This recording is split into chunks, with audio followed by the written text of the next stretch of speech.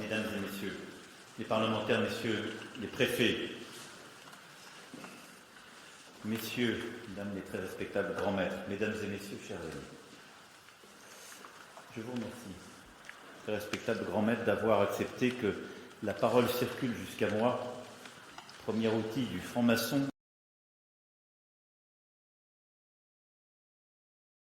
On féconde en effet l'acceptation de l'autre dans vos loges, au Grand Orient et dans les autres obédiences représentées ici aujourd'hui se poursuit sans relâche, ainsi conduit ce travail maçonnique, au fond cette maïeutique utile pour le pays et pour la République.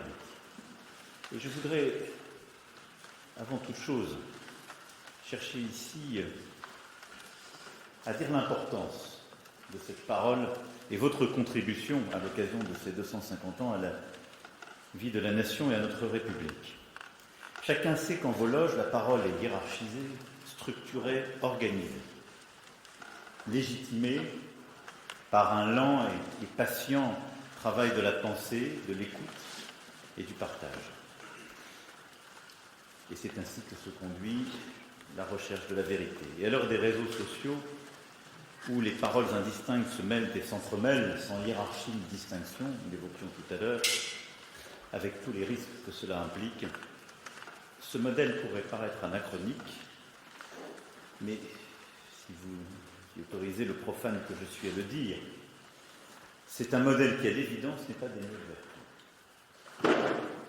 Vertu de la patience, pour façonner une parole de raison, porteuse de progrès, parole profondément attachée à la liberté de l'être humain.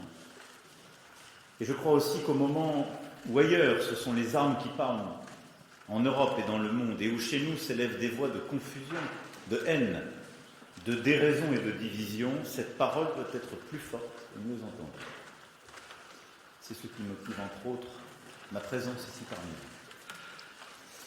Les 250 ans du Grand Orient en sont naturellement l'occasion, mais je sais que s'agissant de l'histoire de la franc-maçonnerie, qui commence, on ne sait quand, véritablement, s'inscrit dans des temps lointains, emprunte au grand mythe, les dates ne comptent guère. Seul compte, aujourd'hui comme hier, l'avenir et le progrès humain possible. Votre nom même signifie cette attention à l'aube toujours recommencée de l'idéal. C'est donc de cet idéal et de cet avenir que je viens surtout parler aujourd'hui. Cet avenir se construit certes à la lumière d'un grand héritage. Nous l'avons vu ensemble tout à l'heure. Issu de ces compagnonnages d'Écosse, d'Angleterre, où des hommes éprouvés par la violence religieuse se sont retrouvés en laissant leur discorde à la porte des loges, de proche en proche, la franc-maçonnerie devint un projet de société. Ce projet était celui des Lumières. Elle transmit cette pensée de liberté et de raison des salons aux provinces. La franc-maçonnerie est à cet égard la fille aînée des Lumières.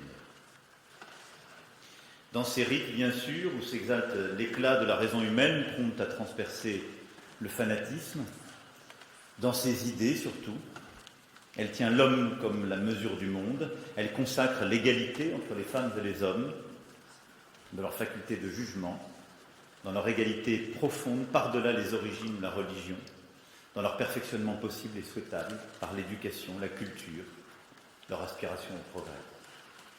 Elle dit que l'humanité est une et que l'avenir peut être porteur d'espoir. En 1773, dans des remous que je laisse à la sagesse de l'étude, le Grand Orient décida de s'appeler ainsi.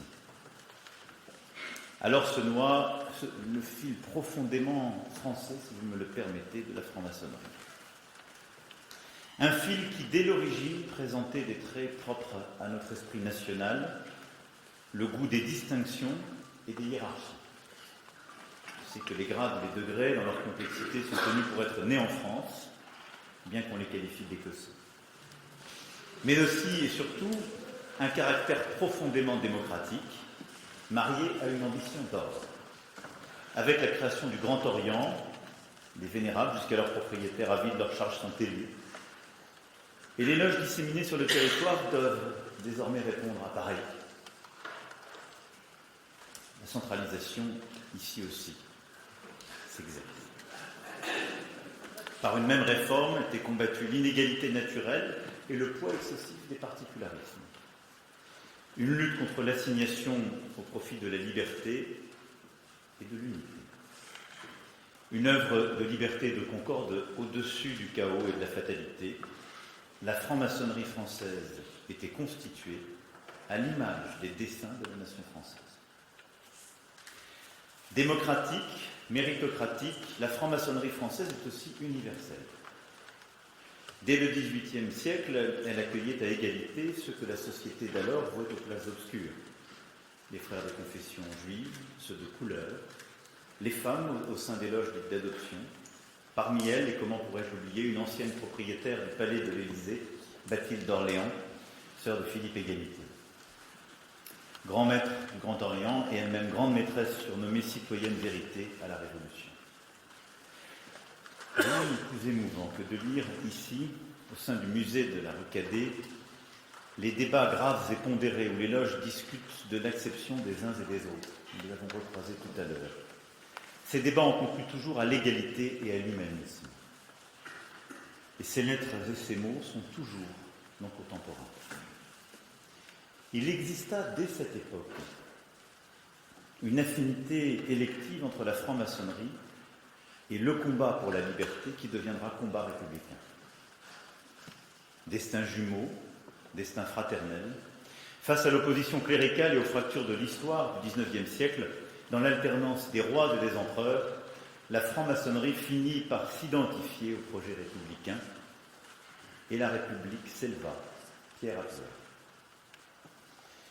Qu'on ne s'y trompe pas, là encore. L'apport de la franc-maçonnerie est une vérité historique. Il n'y a ici ni complot, ni dessein secret. Regardons face à nous. Dans ce temple grossier, la fresque à l'Orient représente une allégorie féminine. À ses côtés trônent des visages et des figures qui signifient la culture, l'espoir, les arts.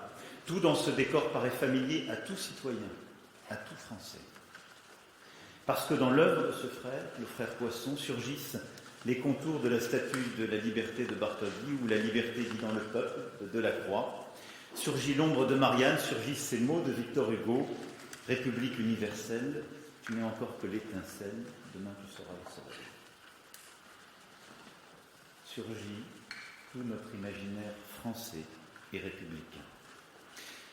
Et pendant des décennies, l'œuvre maçonnique et le combat républicain se rejoignirent pour presque se confondre. En témoigne cette Déclaration universelle des droits de l'homme, texte fondamental pour l'une et l'autre. À la Révolution, les francs-maçons furent députés, soldats de leur idéal, mais aussi, hélas, à partir de 1793, victimes de la terreur robespierriste. Sous l'Empire, leur œuvre fut consolidée. À la Restauration, des rois précédemment maçons tirèrent profit de leur engagement. Sous la Seconde République, ce sont des maçons qui inspirèrent l'abolition de l'esclavage, tentèrent le partage du progrès matériel en combattant la misère, sœurs jumelles de l'obscurantisme. Et sans qu'il puisse s'agir d'une coïncidence, les francs-maçons lui donnèrent sa devise ou prirent celle de la République, qui sait, liberté, égalité, fraternité. Dans l'ombre que leur tendait leur fausse légende noire, la franc-maçonnerie formait cette République à couvert qu'évoquent les historiens. À couvert, sous des toits les protégeant de la curiosité inquisitrice des autorités, puisque l'installation du Grand Orient rue Cadet date justement de cette période. Oui, République à couvert, car dans les banquets et les comices, dans les cercles de pensée et dans les mots d'avocats ou de journalistes palpitait cet idéal, attendant son heure. Vint la chute de l'Empire. Vint le gouvernement provisoire de Léon Gambetta, le décret Crémieux, qui accorda enfin la citoyenneté aux Français juifs d'Algérie et permit leur émancipation républicaine. Je pourrais citer tant de noms du Grand Orient ou de la Grande Loge, mais nul besoin d'énumérer ici les pères fondateurs de notre République. Tous n'étaient pas maçons, mais tous en défendaient les valeurs. La franc-maçonnerie n'a pas fait à elle seule la République, mais la République sans elle ne se serait pas faite. La franc-maçonnerie fut l'atelier de la République, là où se poursuivait l'œuvre commencée dans le Temple. La franc-maçonnerie donna à la République ses premières forces vives, et à l'heure où le Parti républicain n'avait qu'une prise incertaine sur le pays, que la monarchie menaçait de revenir, les francs-maçons furent dans nos villages, dans nos petites patries, ces commis voyageurs de la République dont parlait Gambetta. Ils furent ces humbles militants pénétrés de l'idéal des Lumières, défendant la République face aux forces monarchistes comme face aux tenants de l'insurrection. La franc-maçonnerie donna à la République ses assises et son mouvement. Seule organisation civique d'importance face à l'Église, elle engendra presque à elle seule le Parti radical, dont les membres tinrent debout les murs de cette maison neuve qu'était alors la République. Elle donna à la République non seulement cela, mais encore toute sa puissance spéculative, qui procédait de l'activité intellectuelle des frères. Les loges de la raison furent les forges de nos lois. Loi de liberté, avec la loi sur la liberté de la presse, loi autorisant les syndicats, loi de liberté d'association de 1901, loi de 1905 sur la séparation de l'Église et de l'État. Les lois de Jules Ferry sur notre école publique et laïque. Les lois aussi pour l'égalité, la fraternité, le progrès humain avec la réforme de l'assistance publique, la rédaction d'un premier code du travail confié à Arthur Groussier, futur grand maître, ou la création des premières mutuelles. Toutes ces lois, en écho du cri de justice, du cri contre la misère et l'oppression, contre la loi du plus fort élevée en loi naturelle, ce cri de Gavroche et ce cri de l'enfant de Vallès. Tant de lois furent ici et ailleurs initiées, imaginées, discutées. Grâce à elle, à travers elle, la République conquit les cœurs et les urnes. Malgré les tentatives factieuses, malgré un déchaînement d'antisémitisme qui prit Dreyfus pour victime et à travers lui l'esprit de la République comme cible. Puisque s'en prendre à un juif, c'est toujours aussi chercher à atteindre le projet politique qui le reconnaît libre et égal, qui le reconnaît comme tel. C'est toujours chercher à atteindre la République. En 1896, comme un symbole, Léon Bourgeois devint président du Conseil à la tête de ce qu'on appela le gouvernement des loges. Léon Bourgeois, à qui nous venons de rendre hommage, plaidait pour une société solidaire, car l'individu, disait-il, naissait débiteur d'une dette envers la société. Un citoyen né avec des droits inaliénables, mais aussi avec des devoirs. Devoir d'engagement et de solidarité, devoir de se rendre redevable envers la nation qui nous instruit et nous construit. Léon Bourgeois plaidait dès lors pour l'organisation rationnelle de cette solidarité afin de conjurer les injustices de destin. Quittant le gouvernement, il devint l'artisan de la Société des Nations, reçut le prix Nobel de la paix, car cette solidarité dans la nation existait pour lui à l'échelle du genre humain. La même dette envers les autres, ce même devoir d'être utile aux autres. Rien des hasards de la naissance ou de l'arbitraire du cours de la vie ne devait séparer entre eux les femmes et les hommes, ni les origines, ni les frontières. Car une vie vaut une vie. En cela, Léon Bourgeois ne portait pas seulement un projet franc-maçon. Il vouait ses forces à une ambition universelle et humaniste, d'affranchissement et de raison, de progrès et de paix. Une ambition qui était alors profondément française et qui l'est toujours. Une vie vaut une vie. En 1899, vous le savez, au comble de l'affaire Dreyfus, fut érigée la statue de la République sur la place du même nom. L'un des témoins de cette pièce, de ce jour heureux de la nation, était Charles Péguy. Et décrivant la foule se massant sur les boulevards, il énumère dans le détail les guildes et les confréries, les syndicats d'ouvriers ou d'horlogers qui la composent. Et il note alors, je le cite, comme c'est beau, un nom qui désigne les hommes, les groupes, sans contestation, sans hésitation, par le travail quotidien. On sait ce que c'est au moins qu'un forgeron ou un charpentier. Je voudrais les citer tous car je ne sais comment choisir. Eh bien, dès ce triomphe de la République, il faut citer avec les forgerons et les charpentiers, les maçons. Oui, à chaque fois que la République œuvra à l'amélioration de la condition matérielle et morale de l'humanité, la franc-maçonnerie française fut au rendez-vous. Les ennemis de la République ne s'y trompèrent pas. Le régime de Vichy bannit la franc-maçonnerie et spolia ses biens. Un film de propagande fut tourné, reproduisant le temple cornu. 500 francs-maçons furent assassinés en raison de leur appartenance, et tant d'autres moururent pour défendre la patrie des Lumières. Je pense à Jean Zay, ministre de l'Éducation nationale et des Beaux-Arts. Il fut dans notre histoire l'un de ceux qui bâtit une école de l'émancipation et de la liberté. Il bâtit cette école comme un rempart aux forces de la haine dont il fut lui-même le martyr. Il bâtit une école dont tous nous sommes les héritiers et dont nous devons tous être les gardiens. Après la guerre, la franc-maçonnerie poursuivit son œuvre, dans le silence et la pénombre, ou par tradition, par souvenir des persécutions aussi, elle se maintient. Et la cause des femmes doit beaucoup à leur œuvre. Je pense au combat mené pour l'interruption volontaire de grossesse, un combat où lutta de haute lutte Pierre Simon, de la Grande Loge de France. Je pense aussi au rôle éminent qu'y joua le sénateur Henri Caillavet, rapporteur de la loi de Simone Veil. Comme son action fut déterminante en faveur d'autres causes, toujours au nom d'une société où les choix éclairés des individus sont permis et reconnus. Le combat pour la cause des femmes contient tous les enjeux qui nous réunissent aujourd'hui. L'obscurantisme à cet égard n'a pas disparu. Il revient, il renaît. C'est pourquoi j'ai souhaité l'inscription dans notre Constitution de la liberté pour les femmes de recourir à l'interruption volontaire de grossesse. Face à de grands périls, nous devons assurer le progrès et la permanence. Nous devons conserver ce que chaque époque a conquis de meilleur pour le transmettre. C'est, je le crois, le sens de toute aventure humaine, celui de toute aventure de pensée. C'est le sens même de la marche d'une nation. Et à travers ces combats, à la lumière d'aujourd'hui, ayant cherché de manière trop rapide à dire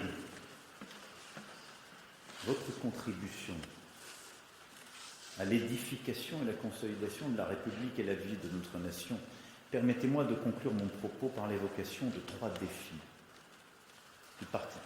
Le premier concerne le rôle des francs-maçons. Aujourd'hui, où les francs-maçons n'ont jamais, semble-t-il, été aussi nombreux, certains déplorent la faiblesse de leur influence, leur perte de pouvoir. La presse, si prompte à les compter, en a oublié ses inventaires marronniers. La chasse aux frères invisibles, suspect de tous les maux, éclose, c'est tant mieux.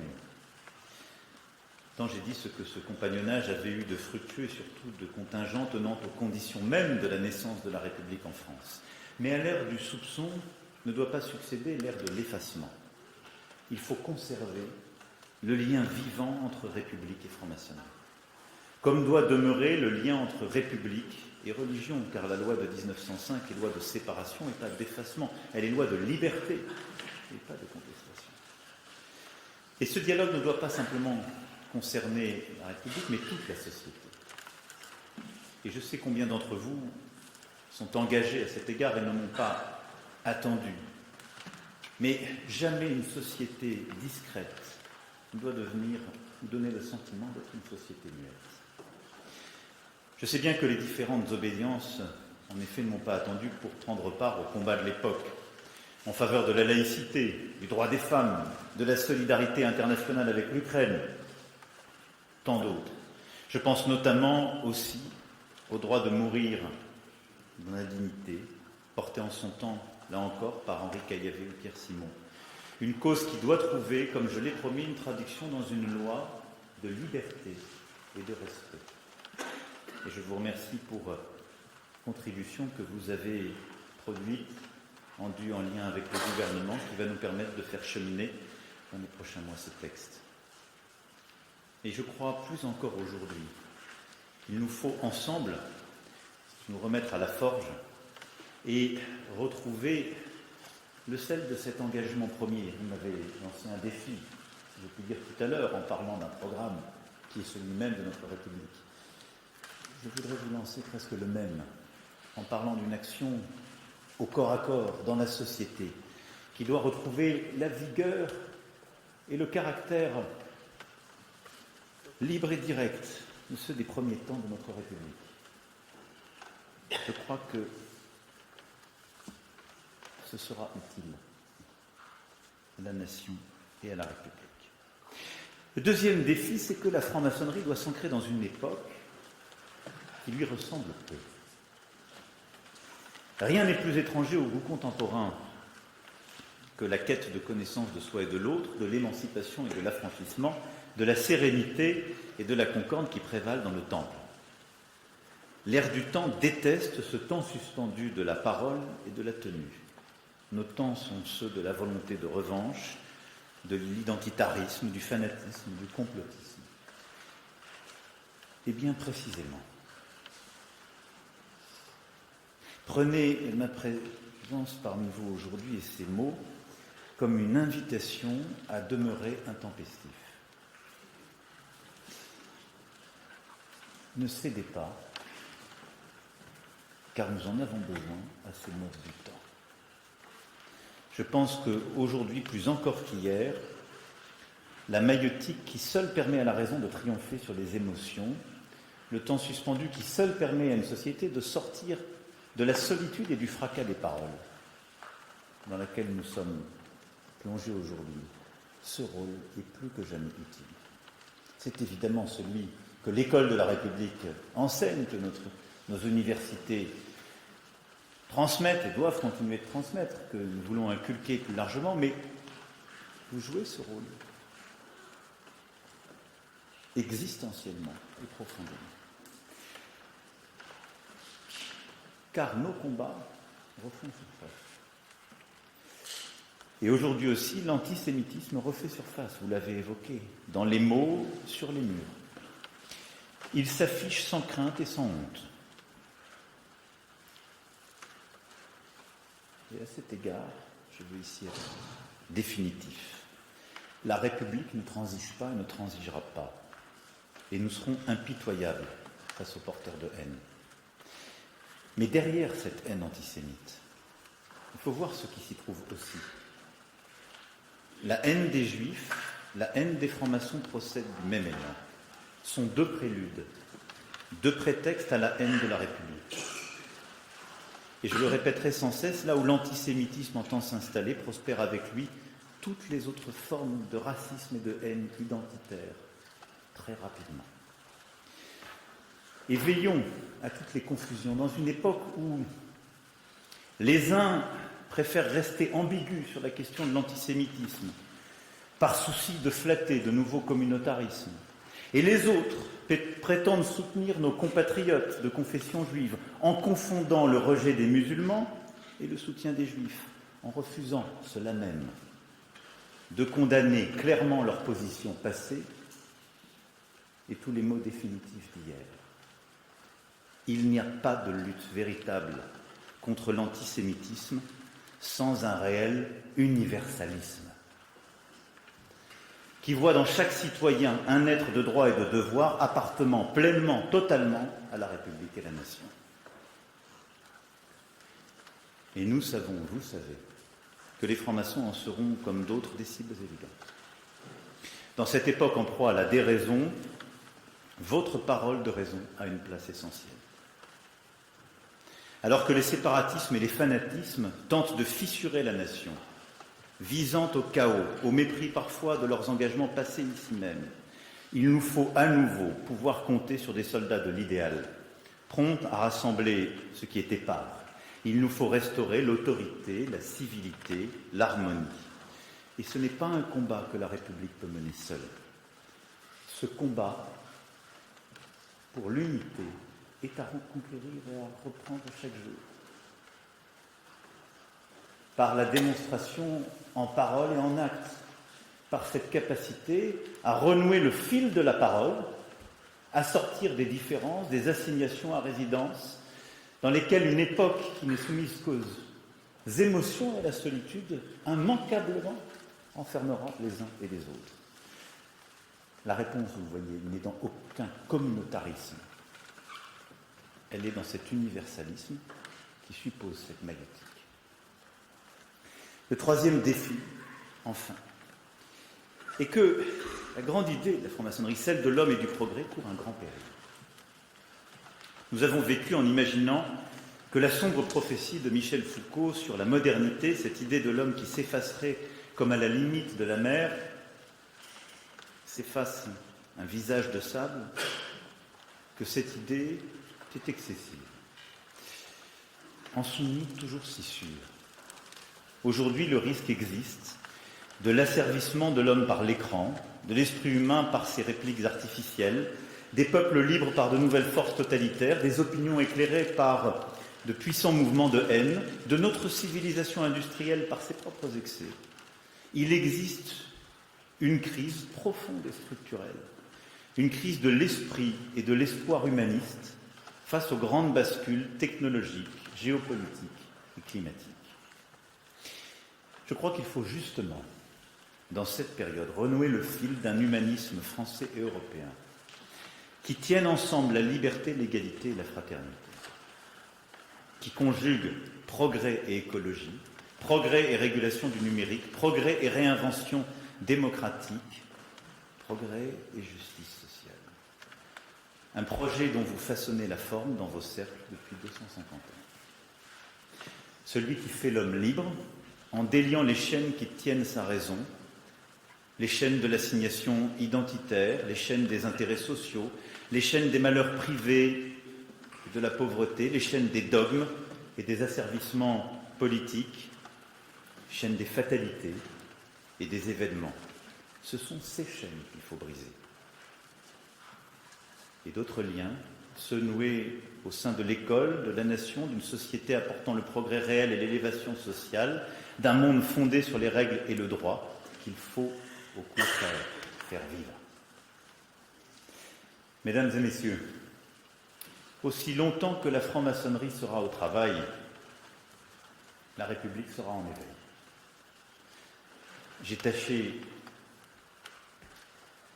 ici de redire vos mérites, votre histoire et votre haute contribution à la France et à notre République, mais aussi de dire quelques-uns de nos défis communs, qui supposent de reprendre la bataille des idées et de défendre avec force, audace, les méthodes et les principes qui sont les vôtres. Conservons ce lien séculaire, sans embarras et sans excès, dans le plein respect de nos valeurs respectives, sans les confondre, mais en joignant leurs forces.